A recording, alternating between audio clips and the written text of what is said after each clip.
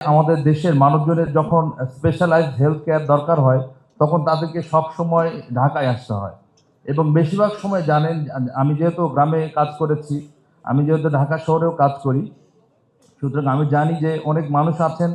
যারা আমরা যখন বলি যে আপনাকে ঢাকায় এসে চিকিৎসা নিতে হবে, অনেক মানুষ ঢাকার কথা শুনলেই ভয় পায় এবং বেশিরভাগ মানুষ কিন্তু ঢাকায় আসতে পারে না এবং রাস্তায় মারা যায় অনেক মানুষ। সুতরাং আমাদেরকে এমন একটা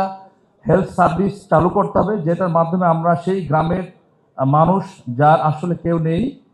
তাকে যেন আমরা আমাদের হেলথ কাভারেজের মধ্যে নিতে পারি এবং তাকে যেন আমরা সেই স্পেশালাইজ কেয়ার যখন দরকার সেটা যেন দিতে পারি, সেটা আমাদের মূল মোটো। তো আমরা এই যে আমাদের যে মূল যে মোটোটা আছে,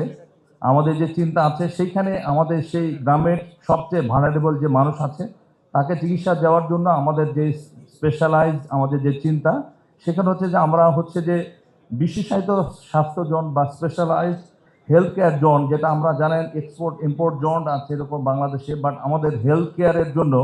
কিন্তু আমাদের সেরকম কোনো স্পেশালাইজ জোন নাই।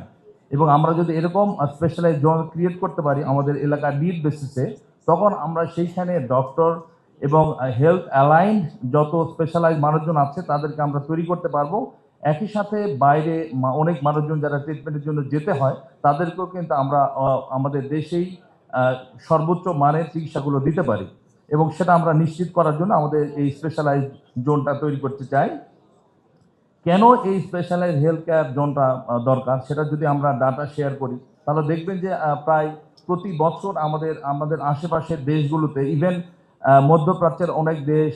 ইভেন আমেরিকাতেও বা বিভিন্ন দেশে আমাদের মানুষজনগুলো চিকিৎসার জন্য যায়।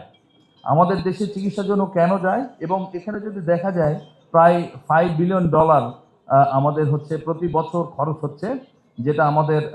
দেশের রিজার্ভের উপর প্রচণ্ড রকমের একটা চাপ তৈরি করে। এবং আপনারা জানেন যারা গ্রামে থাকেন তাদের জানে অনেক মানুষ আছেন যারা যখন একটা স্পেশালাইজ কেয়ার দরকার হয় তখন কিন্তু তাদের যে জমিটুকু শেষ সম্বল যেটা আছে সেটা বিক্রি করে। এবং আমার কাছে অনেক মানুষ আছেন যখন তারা চিকিৎসার জন্য আসেন তারা বলেন যে তারা ওই এলাকায় লোন নিয়েছেন, স্পেশালি আপনারা যদি বলেন এনজিওগুলো থেকে লোন নিয়েছেন এবং তারা একটা কঠিন একটা বাস্তবতার মধ্যে পড়েন। অনেক মানুষ আছেন যাদের হয়তো চিকিৎসাটা দরকার, বাট এটার আউটকামটা হয়তো অত বেটার না। দেখা যাচ্ছে ওই মানুষজন তাদের অনেক লোন করে পরিবারের সেই এনজিও থেকে লোন করে টাকাটা নিয়ে এসছেন, কিন্তু দেখা গেল যে চিকিৎসা শেষে তাদের পরিবারের সেই আপনজনটা হারিয়ে গেছে, আবার এদিকে তারা একটা কঠিন একটা লোনের মধ্যে পড়ে গেছে। এই যে একটা ভিসিয়াস সাইকেল, এটা চলতে পারে না, এটা মানুষের জন্য খুবই জুলুম। এই সিস্টেম চলতে পারে না, অবশ্যই এটা থেকে আমাদের বের হয়ে আসতে হবে।